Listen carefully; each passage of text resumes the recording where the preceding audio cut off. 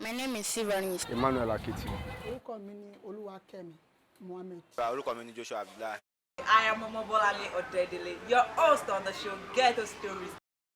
Hello everyone, welcome back to the show Ghetto Stories. I am Omobolale Odedele. Today we are still on the street of Bariga, where we get to meet with our father in the Lord, Prophet Moses Oyibo, a shepherd in the Celestial Church of Christ, who has been living in the enlighted part of Bariga for over 17 years. He shared with us his experience living in Ilaje and the challenges they are facing in the environment.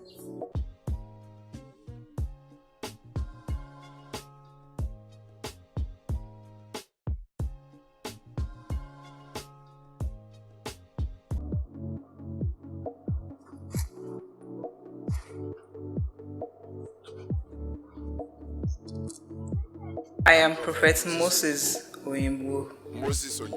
I'm a shepherd. I've been living in this area for over 17 years. When I get to this environment, all of the area were filled with water.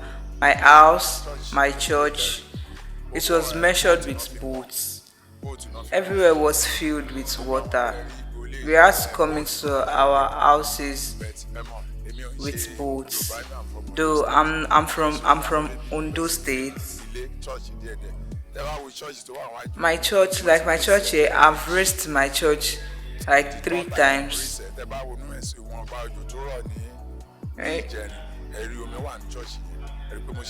All of this environment were filled with water. There is no toilet. Up till now, we don't have a toilet. When you wake up in the morning, you might just meet faces around. People will just pull and throw it around. We don't have a toilet in this environment. I hope the government can actually help us do something about it. And the water in this environment, toilets, and good education system, toilets, and if they can actually help us with this road too.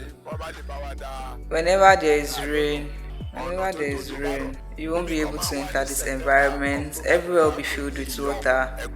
There's always a period in the year, like 3 months. There's this water that show up every year. There's a water that comes from the sea every year. It comes around September, October, November. Whenever this starts, you can't come into this environment with shoes, slippers, or anything except you are on rain boots. Some of the challenges we are facing in this environment. If the government can actually help us on this, we would be very glad and really appreciate it. We are all living with love in this environment. Me, I am from Ondo. People in my environment, most of them are from Badagry, some are from Benin Republic. Some are Nigerian, some are not Nigerian, but we are living as one big family. The only problem we are facing is just the seawater that's been disturbing us, the toilets and everything. One of the day I can't forget, one of the experiences I've had in this environment that I can't forget is when I just relocated from my house at Ayola here in Bariga, rented apartment, before I moved down to this Ilaje part of Bariga. There was a time around 2006 or 7. There was water in my house.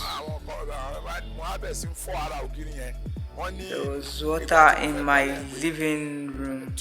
I had to start.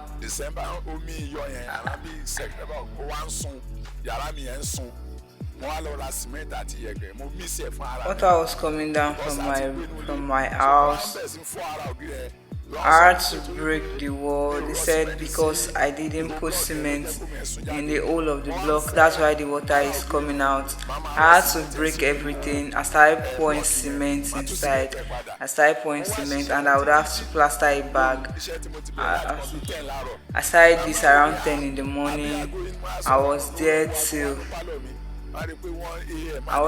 1 a.m. working on it. Water in my room. I had to break the block and started putting cement inside the block, then plaster it back, both the room and the sitting room. I got to Bariga in the year 1975.